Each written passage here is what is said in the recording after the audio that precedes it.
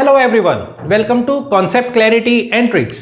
आज हम डिस्कस करने वाले हैं प्रीएम्बल ऑफ द कॉन्स्टिट्यूशन के बारे में, जहां हम बेसिक पॉइंट्स पे डिस्कशन करेंगे और बात करेंगे और समझने की कोशिश करेंगे कि आखिर प्रीएम्बल क्या है, प्रीएम्बल जस्टिसिएबल है या नहीं है, कॉन्स्टिट्यूशन का पार्ट है या नहीं है। तो उसके बारे में हम जानने की और समझने की कोशिश करेंगे। तो ध्यान से देखने, ध्यान से समझने, बहुत इंपॉर्टेंट वीडियो है। चलिए शुरू करते हैं। प्रीएम्बल ऑफ द कॉन्स्टिट्यूशन, ये हमारे पास प्रीएम्बल है, ठीक है। आपको वर्ड बाय वर्ड एक एक चीज याद होनी चाहिए प्रीएम्बल की, ठीक है। जैसे अगर हम इसको याद करने की और समझने की कोशिश करें तो यहां पे एक बारी हम याद करते हैं और समझने की कोशिश करते हैं, ठीक है। चलो, तो we the people of India having solemnly resolved to constitute India into a sovereign, फिर या 5 टर्म्स है, कौन कौन सी?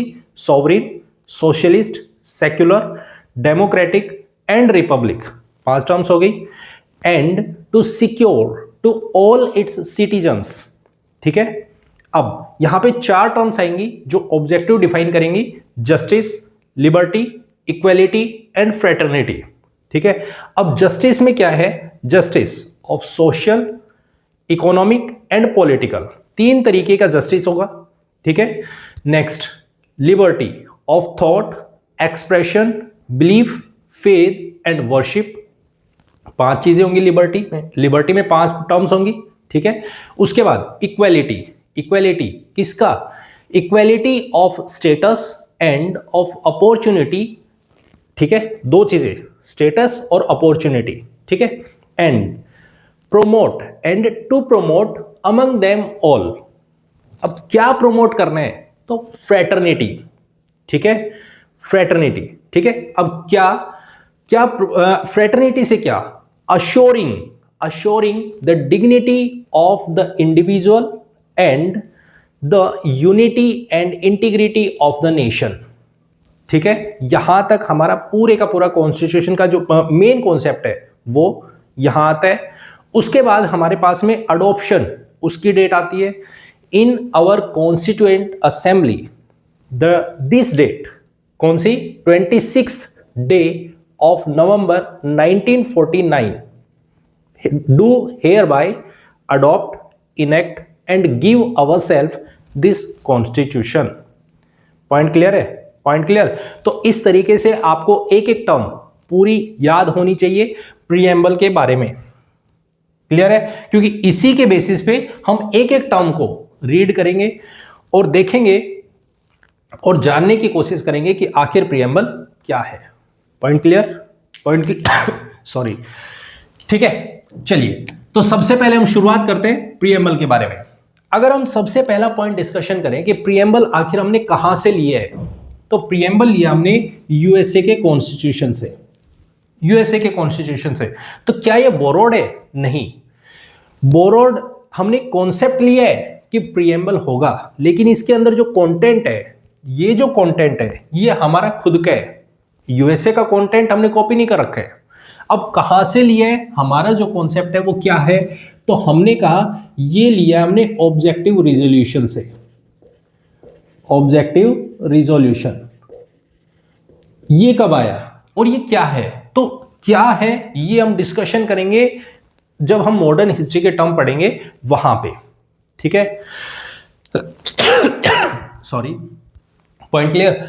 यहां पे हम डिस्कशन करते हैं कि ये कब आया।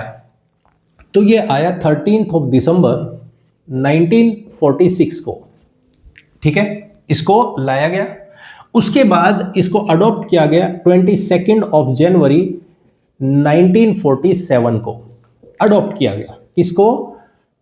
ये अडॉप्ट किया गया ऑब्जेक्टिव रिजोल्यूशन को। और कौन लेके आया?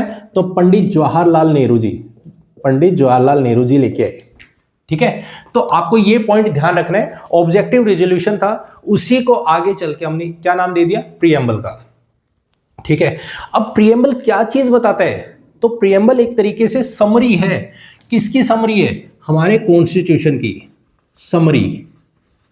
ये बताता है कि हमारा कॉन्स्टिट्यूशन किस तरीके का होगा, कैसा कॉन्स्टिट्यूशन होगा, हमारे फ्यूचर का क्या होगा, जो हमारा इंडिया जो बनेगा वो फ्यूचर में किस तरीके का होगा, उसको डिफाइन करता है प्रीएम्बल। पॉइंट क्लियर है? Point clear. अब यहां पे बोला गया कि कुछ लोगों से पूछा गया कि बताइए आप कॉन्स्टिट्यूशन के बारे में क्या कहते हो, आपकी क्या राय है, तो वो बताइए।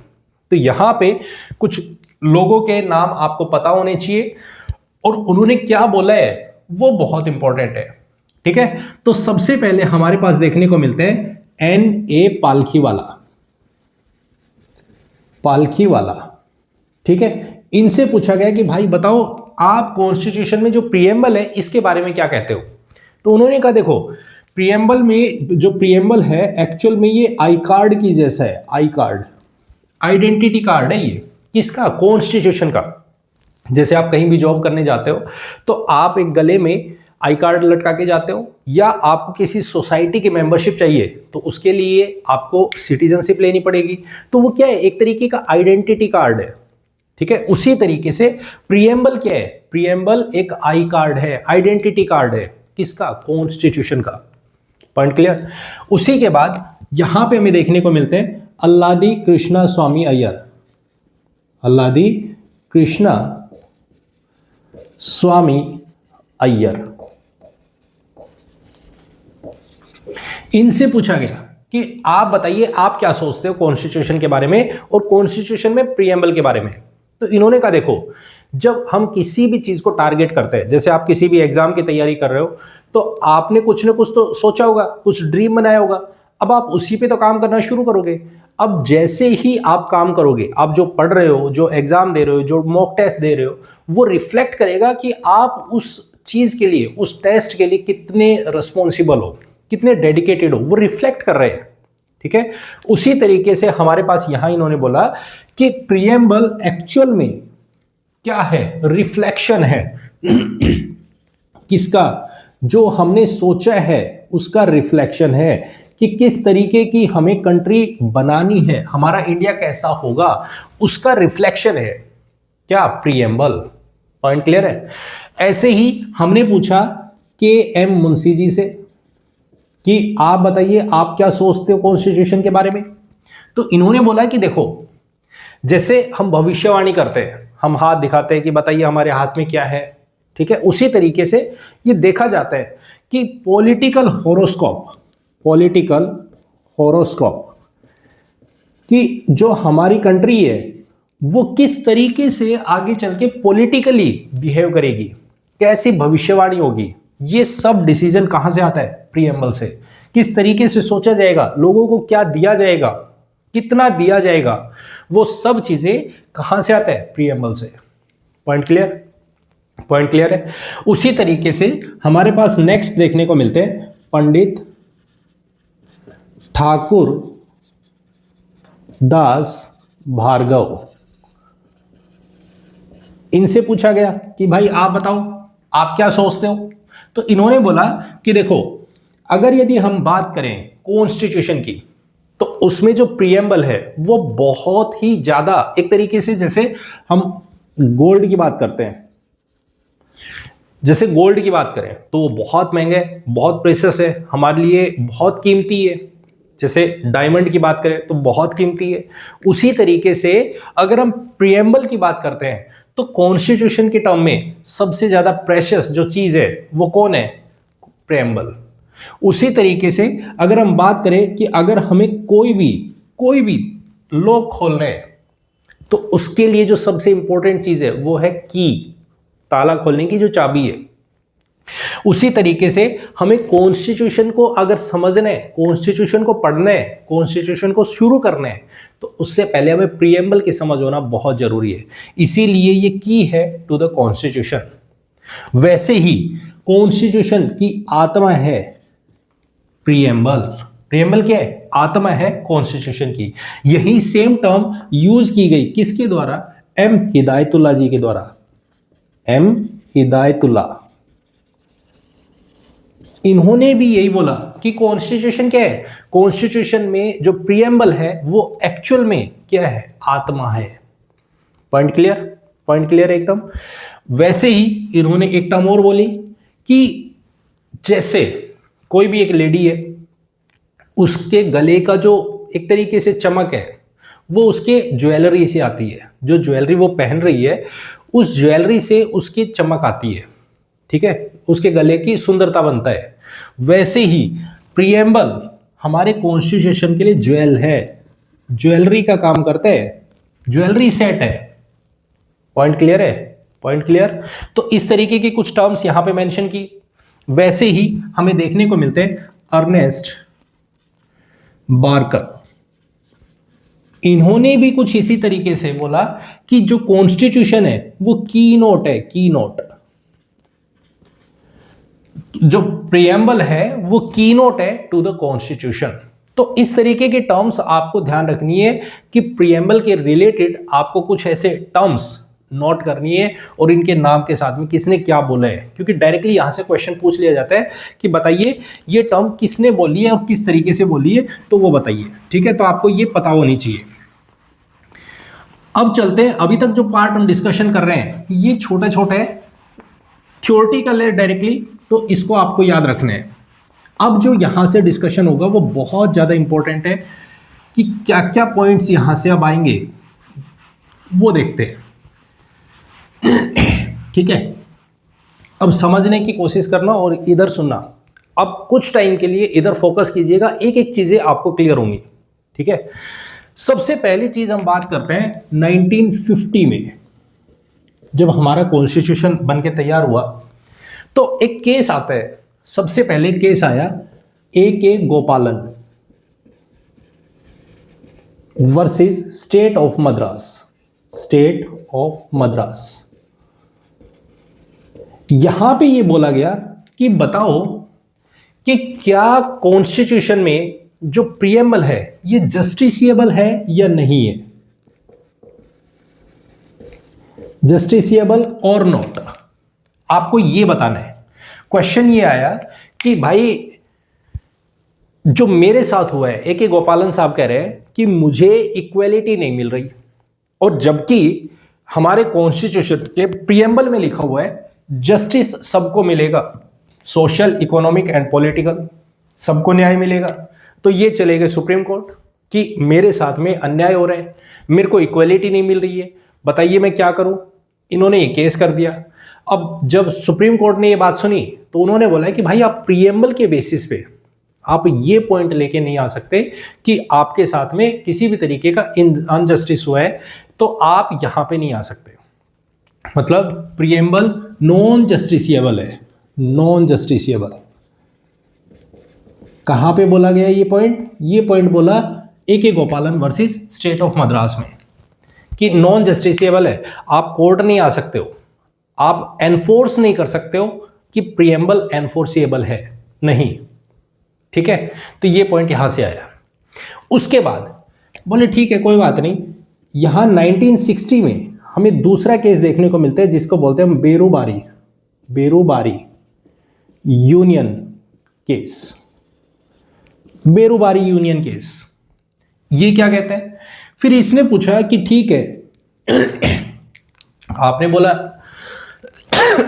सॉरी, आपने बोला कि नॉन जस्टिसिएबल है, ठीक है, तो ये बताइए कि क्या ये जो प्रीएम्बल है ये कॉन्स्टिट्यूशन का पार्ट है या नहीं है, कॉन्स्टिट्यूशन का पार्ट है या नहीं है, ये बताओ। अब यहां पे फिर दोबारा से वही चीज आ गई कि जैसे हम एक बुक को पढ़ रहे हैं तो उस बुक में सबसे पहले हमें क्या देखना पड़ता है? प्रीफेस, वो हमें बताता है कि इस पूरी किताब में क्या है। अब उसी तरीके से हमारे पास प्रीएम्बल, हमने जब लोगों से पूछा तो उन्होंने बोले कि प्रीएम्बल वही बताएगा जो कॉन्स्टिट्यूशन बता रहे हैं। अब बात वही आ गई, अगर कॉन्स्टिट्यूशन वही सेम चीज बता रहा है जो प्रीएम्बल कह रहे हैं तो डेफिनेट है कि प्रीएम्बल पार्ट होना चाहिए कॉन्स्टिट्यूशन का। अब यहां पे ये पूछा गया कि बताइए कॉन्स्टिट्यूशन का पार्ट है या नहीं है, आपने बोला नॉन जस्टिसिएबल है, तो फिर अगर नॉन जस्टिसिएबल है तो बताओ कि क्या कॉन्स्टिट्यूशन का पार्ट है या नहीं है।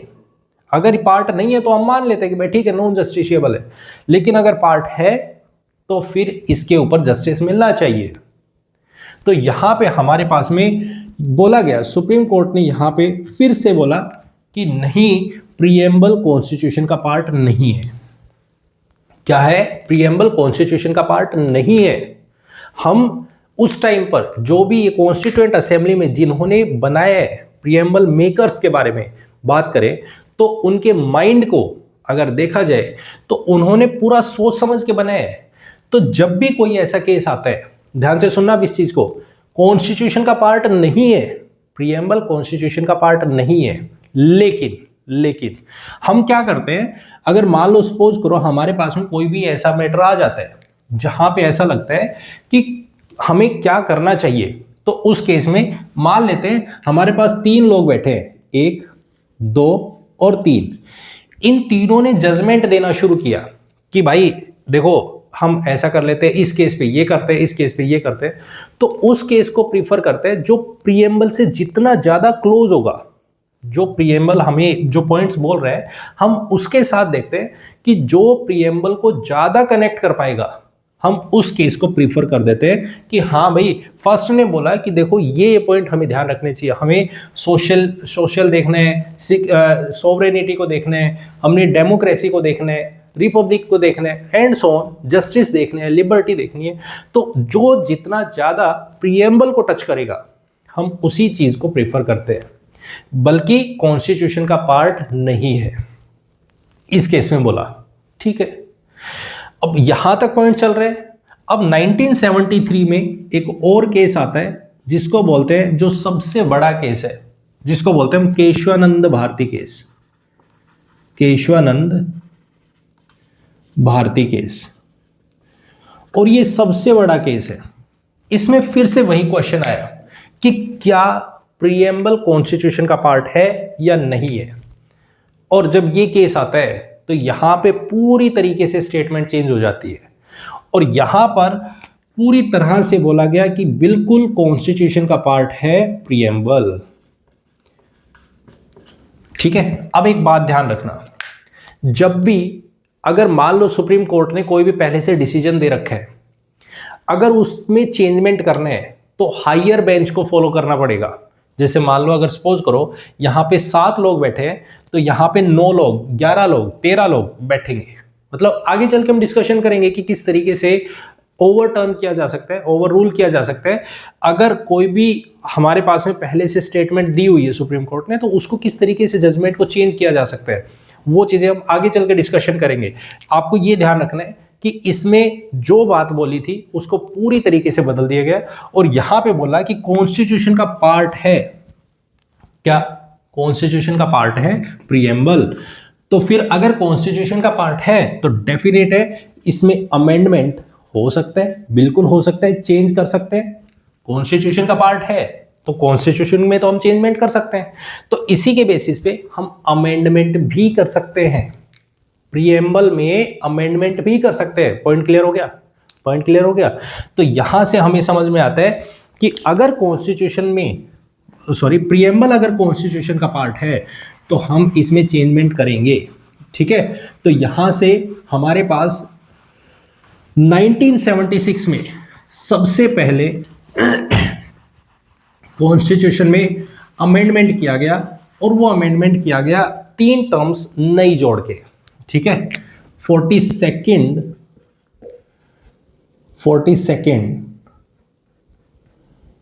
CAA 1976 और इसमें 3 टर्म्स जोड़ी गई। कौन कौन सी? सोशलिस्ट, दूसरी सेक्युलर और तीसरी इंटीग्रिटी। ये जो 3 टर्म्स है ये जोड़ी गई 42nd अमेंडमेंट एक्ट 1976 में कि क्योंकि कॉन्स्टिट्यूशन का पार्ट है प्रीएम्बल, इसीलिए हम एक चेंजमेंट करते हैं। तो फिर एक क्वेश्चन आता है कि क्या सोशलिस्ट, सेक्युलर और इंटीग्रिटी अगर प्रीएम्बल में बाद में डाला है तो क्या हमारी कंट्री नहीं थी? थी, उससे पहले भी थी, बस ये चीज सिर्फ हाईलाइट करके डाली गई। Point clear? पॉइंट क्लियर है? तो ये हमारे पास में पॉइंट हो गया। अब हम समझते हैं कि प्रीएम्बल का क्या रोल है, हमें क्या चीज समझ आती है। तो प्रीएम्बल से हमें 4 चीजें समझने को मिलती है। क्या क्या? पहली चीज समझने को मिलती है सोर्स, कि प्रीएम्बल का सोर्स क्या है, कहां से आया प्रीएम्बल। ठीक है, दूसरी चीज हमें यहां से देखने को मिलता है नेचर, कि प्रिएम्बल का जो नेचर है, जो हमें बताएगा कि हमारी कंट्री का जो नेचर होगा वो कैसा होगा। तीसरी चीज ये बताएगा ऑब्जेक्टिव, कि कॉन्स्टिट्यूशन का ऑब्जेक्टिव क्या है, हम किस तरीके का ऑब्जेक्टिव लेके चल रहेंगे, किस तरीके की हमारी कंट्री होगी, लोगों को क्या बेनिफिट देंगे, क्या प्रोवाइड करेंगे। और चौथी चीज date of adoption, date of adoption. ठीक है, ये चार चीजें हमें देखने को मिलती है प्रीएम्बल से। एक एक करके समझेंगे। सबसे पहला है सोर्स। सोर्स का मतलब कि प्रीएम्बल को बनाया किसने, क्या वो कॉन्स्टिट्यूएंट के कुछ लोग हैं वही हैं या फिर, तो यहां से हम पढ़ना शुरू करते हैं। We the people of India, सबसे पहली चीज आती है सोर्स से। तो वो क्या है, we the people of India, कि ये जो प्रीएम्बल है सब लोगों का है, ये पूरे इंडिया को रिप्रेजेंट कर रहे हैं, हम भारत के लोग। ठीक है, पॉइंट क्लियर है। तो we the people of India क्या है, सोर्स को इंडिकेट करते हैं कि पूरे इंडिया के लोग जितने भी हैं वो सब के सब इसको रिप्रेजेंट करेंगे। Point clear, point clear. दूसरा आता है हमारे पास नेचर, कि हमारा जो इंडिया होगा वो किस तरीके का होगा। तो उसमें 5 टर्म्स हमें देखने को मिलेंगी। पहली सोवरीन, सोवरीन। दूसरी सोशलिस्ट। तीसरी सेक्युलर। चौथी डेमोक्रेटिक एंड पांचवी रिपब्लिक। हमारे पास ये 5 टर्म्स जो बताएंगे कि हमारा जो कॉन्स्टिट्यूशन होगा, जो हमारा भारत होगा भविष्य में, उसका किस तरीके का ऑब्जेक्टिव होगा, सॉरी किस तरीके का नेचर होगा। तो वो होगा सोवरीन। क्या है, एक एक टर्म देखेंगे हम अच्छे से डिटेल में। Sovereign, socialist, secular, democratic and Republic. अब ध्यान से सुनना, सोवरीन, डेमोक्रेटिक और रिपब्लिक ये टर्म्स पहले से मेंशन थी, लेकिन इनको बाद में जो ऐड किया गया है सोशलिस्ट, सेक्युलर, ये 2 टर्म्स हमने बाद में ऐड किए। कौन से अमेंडमेंट एक्ट से, 42nd अमेंडमेंट एक्ट 1976 में। Clear, clear point. उसके बाद हम बात करते हैं ऑब्जेक्टिव की। देखो ऑब्जेक्टिव क्या होगा, तो ऑब्जेक्टिव में हमारे पास 4 चीजें होंगी, जस्टिस, लिबर्टी, इक्वालिटी और फ्रेटर्निटी। ये जो 4 चीजें हैं जो हमारा ऑब्जेक्टिव होगा, सभी को न्याय मिलेगा, लिबर्टी होगी, इक्वालिटी मिलेगी और भाईचारा होगा, फ्रेटर्निटी। ये सब चीजें हमें कहां से देखने को मिलेंगी, ये हमें देखने को मिलेंगी ऑब्जेक्टिव। Point clear. अब ध्यान से समझना इस चीज में, यूएसए का कॉन्सेप्ट है प्रीएम्बल, लेकिन ये जो टर्म है जस्टिस, ये हमने ली है यूएसएसआर से। कहां से लिए, यूएसएसआर से। ये जो बाकी के 3 टर्म्स हैं, ये जो टर्म्स हैं इनको हमने लिया है फ्रेंच कॉन्स्टिट्यूशन से। हम इनके बारे में डिस्कशन कर चुके हैं कि सोर्सेज कहां से क्या लिया है, वो हम डिस्कशन कर चुके हैं। तो आपको ध्यान रखना है लिबर्टी, इक्वालिटी एंड फ्रेटर्निटी और साथ में रिपब्लिक, ये जो वर्ड है रिपब्लिक, ये चारों के चारों टर्म्स हमने कहां से लिए, फ्रेंच से, फ्रेंच कॉन्स्टिट्यूशन से। और जो जस्टिस टर्म है ये लिए यूएसएसआर के कॉन्स्टिट्यूशन से। Point clear, point clear. तो हमारे पास 3 टर्म्स हो गई, सोर्स लोग है, नेचर 5 होंगे, socialist, sovereign, socialist, secular, democratic, Republic. Objective क्या होगा, तो ऑब्जेक्टिव 4 होंगे, जस्टिस, लिबर्टी, इक्वालिटी, फ्रेटर्निटी। अब बात आती है डेट ऑफ अडॉप्शन, और वो डेट ऑफ अडॉप्शन क्या है, 26th डे ऑफ नवंबर 1949। इस डेट को हम अडॉप्ट करते हैं, हम इनेक्ट करते हैं और खुद को ये लेते हैं और अपनाते हैं हमारे कॉन्स्टिट्यूशन में प्रीएम्बल को। पॉइंट क्लियर है। तो ये हमारे पास 4 टर्म्स है जो इंडिकेट करता है प्रीएम्बल। एक एक करके हम पूरे डिटेल में सोवरेनिटी क्या है, सोशलिस्ट क्या है, सेक्युलर क्या है, डेमोक्रेटिक क्या है, रिपब्लिक क्या है, जस्टिस, लिबर्टी, इक्वालिटी, फ्रेटर्निटी, सबके बारे में हम कंप्लीट और डिटेल में डिस्कशन करेंगे। आज का जो टॉपिक था हमारा, बिल्कुल बेसिक बातें करना, प्रीएम्बल क्या है, समरी दे रहे हैं, एसेंस ऑफ कॉन्स्टिट्यूशन है। पॉइंट क्लियर, पॉइंट क्लियर है। तो ये है हमारे पास बेसिक पार्ट। प्रीएम्बल के बारे में। आपको ये एक एक चीज पता होनी चाहिए और प्रीएम्बल टिप्स पे याद होना चाहिए, तो आप बहुत आराम से प्रीएम्बल को रीड कर पाओगे। ठीक है, पॉइंट क्लियर है। इसी के बेसिस पे कॉन्स्टिट्यूशन को भी आप रीड कर पाओगे बहुत आराम से। आई होप आपको वीडियो अच्छी लगी तो इसे लाइक, कमेंट एंड शेयर जरूर करें। चैनल को सब्सक्राइब नहीं किया है तो प्लीज चैनल को सब्सक्राइब जरूर करें। मिलते हैं नेक्स्ट वीडियो में। Thank you very much and have a nice day. Bye bye, take care.